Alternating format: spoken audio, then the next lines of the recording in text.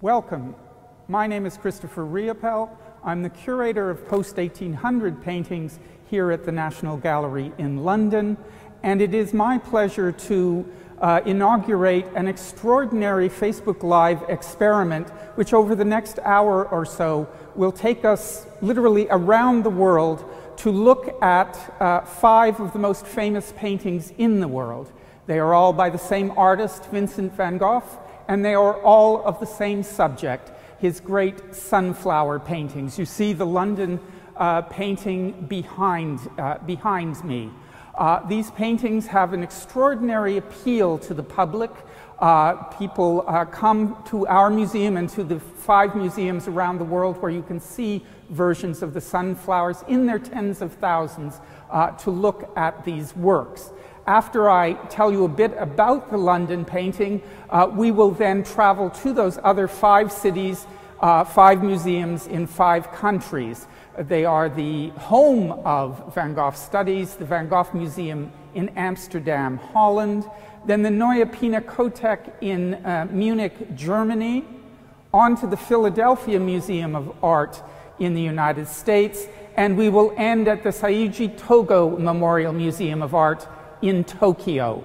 Each one of these museums has sunflowers. They are all subtly different one from the other, and together they tell a remarkable story.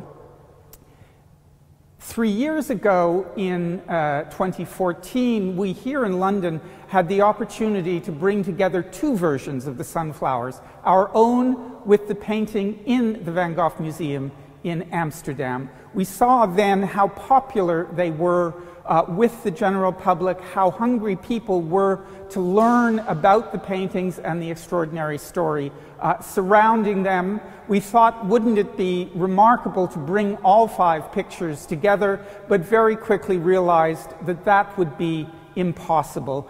Some are very fragile, all of them indeed are fragile, the distances are great, and museums would be loath to give up these pictures even briefly, so popular are they with their public. So we thought that this might be a good alternative to us travel around the world to see them, and that is what we will do. We are looking here at the London version, which was painted in the summer of 1888, probably in August of that year. Vincent van Gogh, the Dutch artist, had a few months earlier come down to Arles in the south of France, in Provence. There he wanted to set up what he called the Studio of the South, to paint in the brilliant light of the south of France.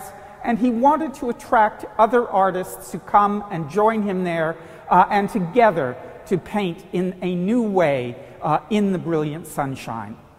Most important, he wanted to bring his friend Paul Gauguin down, to attract him to come and paint with him. And this seems to have been the origin of the 5 pictures we will be looking at today. He began by painting 2 versions, probably our version and the painting now in Munich, to decorate the bedroom of Paul Gauguin that Gauguin would use when he arrived in Arles. The paintings would be waiting there as a kind of welcome for him. They would also be a symbol of Vincent's own relationship to Gauguin. He told him that he would follow Gauguin's direction in inventing a new style of painting, and what better symbol of that following the leader than the sunflower, which follows the path of the sun across the sky.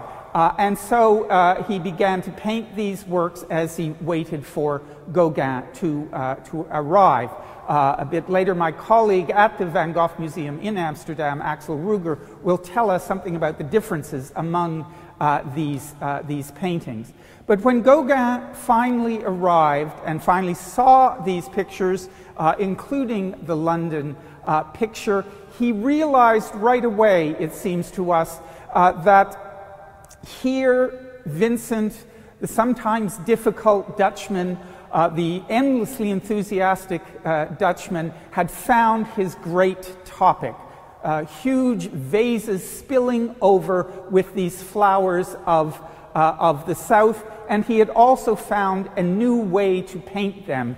In the case of the London picture, with all kinds of yellows dancing across the canvas, with only very few touches of other color. For example, he signs the vase in which the sunflowers stand with Vincent in bright blue, standing in very strong contrast to the yellow of the flowers. You will see that in the two of the versions, in Munich and in Philadelphia, he has painted the background a pale blue as well. So he's always making changes as he goes through, but as Gauguin recognized, and as others would come to recognize, this symbol of life, of sunshine, of brilliant color would come to represent the zenith of Van Gogh's creativity at this moment in his life of huge creativity. Now, the experiment with Gauguin did not end well. They worked together for several months in the autumn of 1888. It was not entirely successful because they found that their approach to art was not the same. Gauguin veering more towards abstraction, simplification of form. Van Gogh always wanting to stick with the motif in front of him and to capture life exactly as it was. And at Christmas of 1888, they broke. They had a feud. Gauguin stomped off. Van Gogh had what we would call a nervous breakdown, cut off part of his ear, was admitted to hospital. Early in 1889, however, having recovered, he began to paint this motif again, not least because Gauguin, now back in Paris, Gauguin realized that this was his friend's great theme, and asked him to paint a version to send to him that he would keep as a memorial of his work. And the painting we will be looking at in Amsterdam almost certainly was one of those replicas now done early in 1889. The 5 paintings done in these 2 sessions of high creativity are, as I say, all closely related one to the other, but in each case, Vincent is slightly rethinking what he is doing, changing the number of blooms in the vase in some case, showing the flowers in different states of preservation. Some are more faded than others, some are in their full richness of their bloom. But Gauguin's realization that this was Van Gogh's great subject began to spread after the death of Van Gogh.